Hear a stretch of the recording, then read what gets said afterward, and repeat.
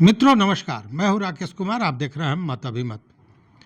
मित्रों, Patna high court के एक फैसले ने बिहार सरकार को बड़ा झटका दिया है और बिहार सरकार को इस फैसले के बाद यह भी समझ में आ गया है कि बिहार सरकार ने जो काम किया है वो कानून के खिलाफ किया है, मतलब न्याय संगत नहीं किया है। और इस मामले को लेकर माननीय न्यायाधीश अरविंद सिंह चंदेल ने एक बड़ा फैसला सुनाते हुए यह कहा कि बिहार सरकार भूमि उपसमहर्ता के पद पर प्रशासनिक सेवा के पदाधिकारी को हटाकर 3 माह के अंदर बिहार राजस्व सेवा के पदाधिकारियों को पदस्थापित करे।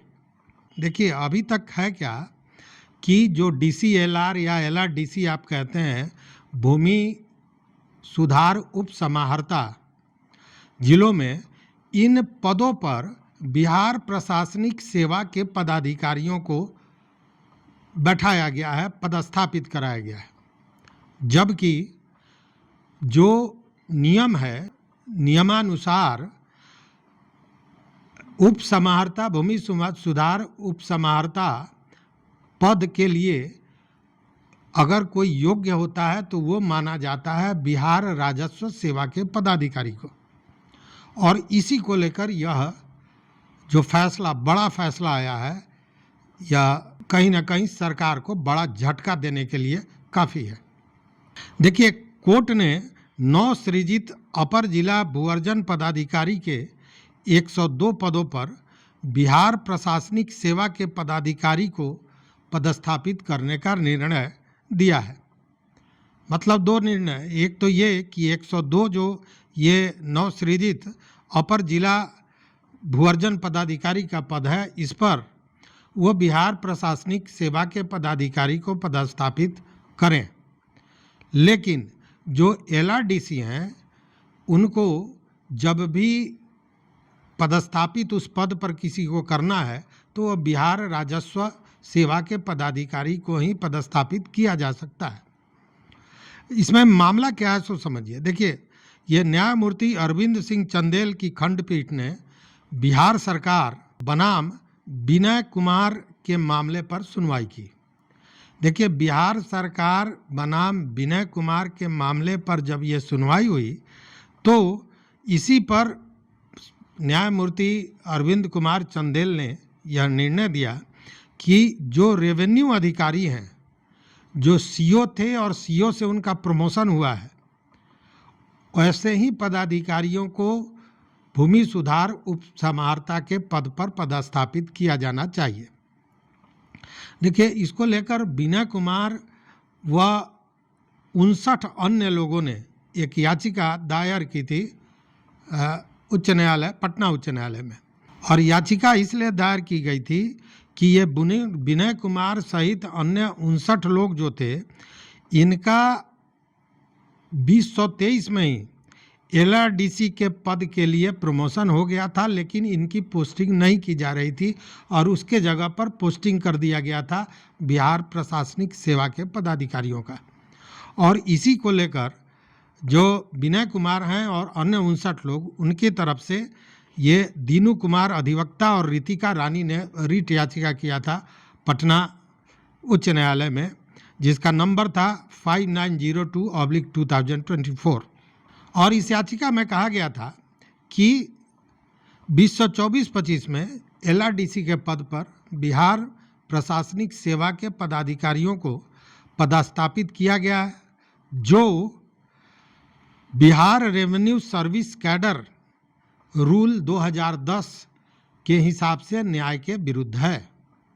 मतलब कि जो बिहार प्रशासनिक सेवा के पदाधिकारियों का पदस्थापन एलआरडीसी के पद पर किया गया, वह Bihar revenue service cadre rule जो है 2010, उसके खिलाफ ये कार्रवाई हुई है।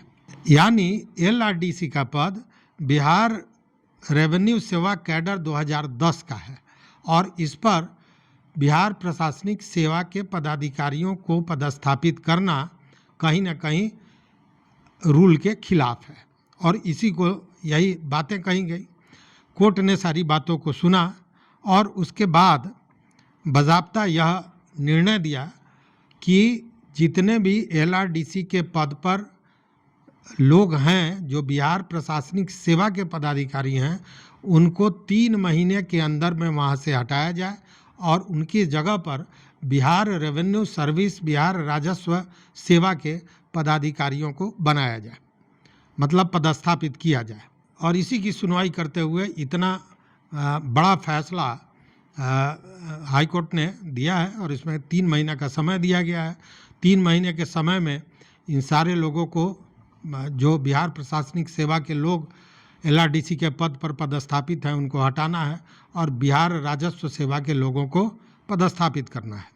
जबकि यहाँ पे स्पष्ट कहा गया है, और ये कहा है सुप्रीम कोर्ट ने यह कहा कि ट्रांसफ़र पोस्टिंग अपने ही कैडर में होना चाहिए, दूसरे के कैडर में ट्रांसफ़र पोस्टिंग नहीं करना है। ये सुप्रीम कोर्ट का ऑर्डर है और इसीलिए एलआरडीसी के पद पर दूसरे कैडर के पदाधिकारियों का पदस्थापन गलत है, चूँकि ऑलरेडी जो बिहार राजस्व सेवा रूल है 2010, इसमें बजाबते ये दिया गया है कि एलआरडीसी का पद राजस्व सेवा के पदाधिकारियों के लिए, राजस्व सेवा के लिए ही है।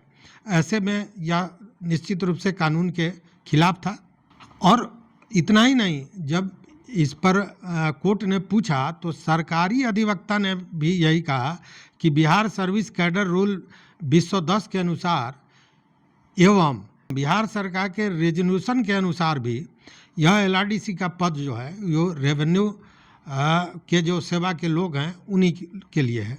और इन सारे तथ्यों को देखने के बाद यह फैसला न्यायमूर्ति चंदेल साहब ने दी कि 3 महीने का समय दिया। 3 महीना में सारे बिहार प्रशासनिक सेवा के पदाधिकारियों को एलआरडीसी के पद से विमुक्त करते हुए और रेवेन्यू डिपार्टमेंट के, रेवेन्यू सेवा के जो पदाधिकारी हैं उनको पदस्थापित करना होगा।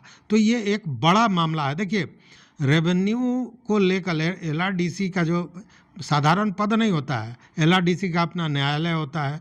जमीनी विवाद का के निस्तारण का बहुत बड़ा बोझ एलआरडीसी पर होता है, ज़मीनी मामलों का। और वैसे में अगर रेवेन्यू के पदाधिकारी नहीं हैं, उसके जगह प्रशासनिक सेवा के पदाधिकारी होंगे तो स्वाभाविक है काम में तो अंतर आएगा, क्योंकि रेवेन्यू डिपार्टमेंट के, रेवेन्यू सेवा के जो पदाधिकारी हैं वही उसके एक्सपर्ट होते हैं। तो देखते हैं बिहार सरकार 3 महीने में इसे पूरा कर पाती है या नहीं। आप भी देखते रहिए मत अभिमत। मित्रों, चैनल पर नए हो तो सब्सक्राइब कीजिए, लाइक कीजिए, दोस्तों के साथ शेयर कीजिए और अपना विचार जरूर दीजिए। बहुत बहुत धन्यवाद। कोटिशा आभार।